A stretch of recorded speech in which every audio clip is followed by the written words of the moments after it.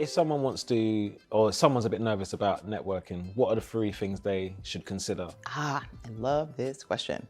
I say this with a grain of salt in that, I shared with you earlier, networking comes very easily to me, or connecting with people comes very easily to me.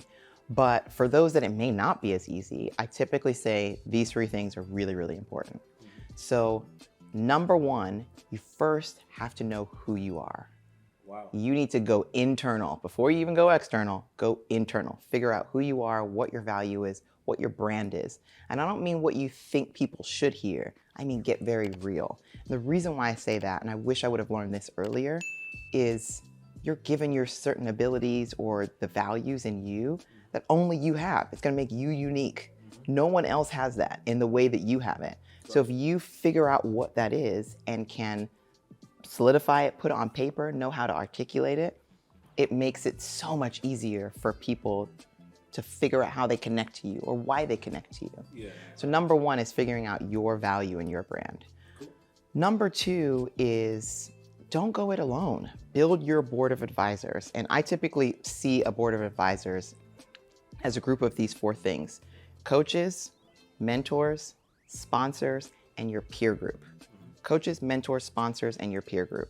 Your peer group, community of folks figuring stuff out the same as you're figuring stuff out, and you can all compare notes. Yeah. Hey, we're all trying to take this science course together. We all have the same assignment due at the same time. How are you navigating it? How are you studying? Can we study together? Can we compare notes? Hey, I found this thing out. Can we do it together, right? That's your peer group, yeah? Your coaches are people that understand your domain and can help you navigate your domain. You just joined a new team and somebody else is on that same team and can help you navigate how to do your job every day. And it has to be the domain. For someone to coach, they have to know about your domain. They have to know about you. They can't tell you how to do your job if they aren't in it, right? Got you. Or they can't tell you how to do whatever thing it is if they're not in it with you or around that time or have some context. Cool. So that would be a coach. The thing to know about that coach, they politically gain if you are successful. So like if you run around and blow up, they can say, yep, I had something to do with that. I was part of that, right? Yeah. And they take pride in it. But if you fail miserably, they also can visibly, politically lose in that case. Right. So you just need to be mindful of it in how you engage and leverage them. And vice versa, how you use their time as well. The third thing is a mentor. Now this person, your mentor, think of them, if they're looking at a tree, they're kind of like the roots. No one needs to see them. They may not know crap about what you do every day. All they care about is seeing you succeed. That's the person you go to with the good, bad, the ugly, the put it all out there on the line, be completely vulnerable, because there's no political gain or loss for them, for you. All they care about is, how can I help you be successful, right? And then the last of the 4 is a sponsor. Now, early in my career, I got this wrong all the time because I thought a mentor and a sponsor were somewhat the same. So I'd have a sponsor who had all this political capital to be able to speak my name in rooms on my behalf when I'm not in the room, which is incredibly powerful. I was leveraging them as a mentor. Here, let me tell you all the good, bad, and the ugly so you can help me navigate. Waste of resource, time, theirs, all of that. Yeah. Typically, a sponsor has a lot on their plate. They likely have a lot of reports, big company, a lot of responsibility, and very little time. With that sponsor, they need to know the 3 main things about you that are of value and the key thing of where you're looking to go so they can help support you. I didn't come up with this whole concept myself. Carla Harris, the Wall Street goddess, if anybody knows her, you can read her book, she's amazing. Yes. She came up with this concept. So, you know, to net it, making sure you have your board of advisors together that has coaches, mentors, sponsors, and your peer group, really, really important. If you need to, make a spreadsheet. Outline a spreadsheet. Here are my relationships. Here's where these people fall in the category. And then use that as your guide in how you engage with them to be mindful of their time as well as yours.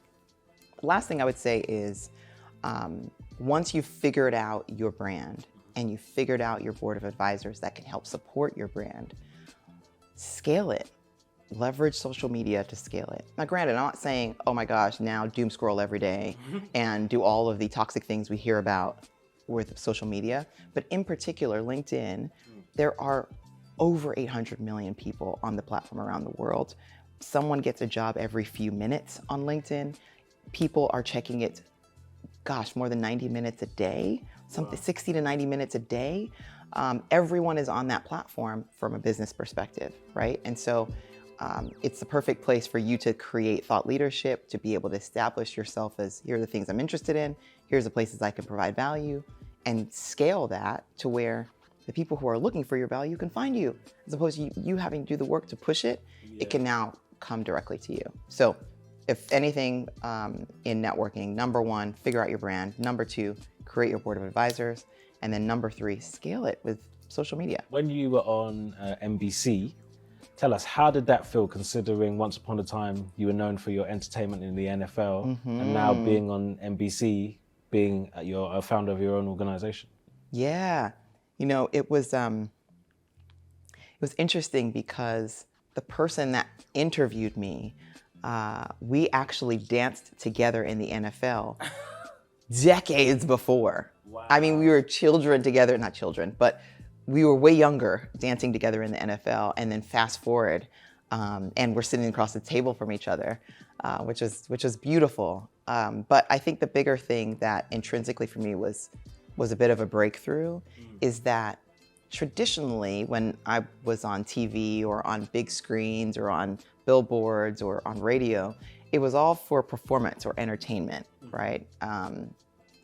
But in this realm, I got to kind of mirror my technical or business life with, you know, I come from an entertainment family, so like the entertainment side. And now it was like the stage is different, right? Now the stage is I can bring both sides of myself together and help a lot of people in the process, which was really, really cool. So tell us about NVIDIA, the Inception Incubator. Yes. So excited about this. And also, I think we need to just point out, in terms of a timestamp of life, it was the week of when they now were announced to be $1 trillion organization. And that's when, I mean, I was like, my phone, I threw it up in there. I was like, oh my okay, gosh. She's done it again. She's done it again. And you know what? I can't even say it's me, because honestly, you know, I'm a woman of faith, and God keeps doing this. I'm telling you, it's not like I'm doing anything crazy. I mean, there's much smarter people out there than myself, but he just finds a way to just... So tell us, what does it mean so people understand? So I'll tell you. So a lot of technology companies have created startup accelerators as a means for investing early in startups, so they start leveraging their technology later on as they build. Google has Google Startups, Amazon has Amazon for Startups, Salesforce, Cisco, a lot of great technology companies have either investment arms as well as startup incubators to get in early, invest in these companies, and see them grow, for them to either be customers or even potentially be companies that they might acquire. Right. And NVIDIA specifically focuses on data-driven companies, AI companies, modeling companies, to invest in early so that they can build their technology on their platform as they continue to grow. Some of my favorite companies have gone through the NVIDIA Inception program, which is NVIDIA's startup incubator. Gong, if anybody's heard of Gong, was part of it. Descript, the video editing platform. And they approached us about being part of the program, given what GrowthQ does in deep decision-making around matching, you know, the different skill sets of a sales professional to the right job for them while removing pedigree bias. While we're starting out now, as our community starts to grow, there are millions of sales professionals around the world, and even more jobs that are looking for their skill sets. And humans are unique. We're not just a resume. There's so many things about us, right? Mm-hmm. And all of those things make unique identifiers for each person. So it takes a lot of decision-making, a lot of data. And so it's a great opportunity. I'm really, really excited for us to be part of the program. Forward thinking.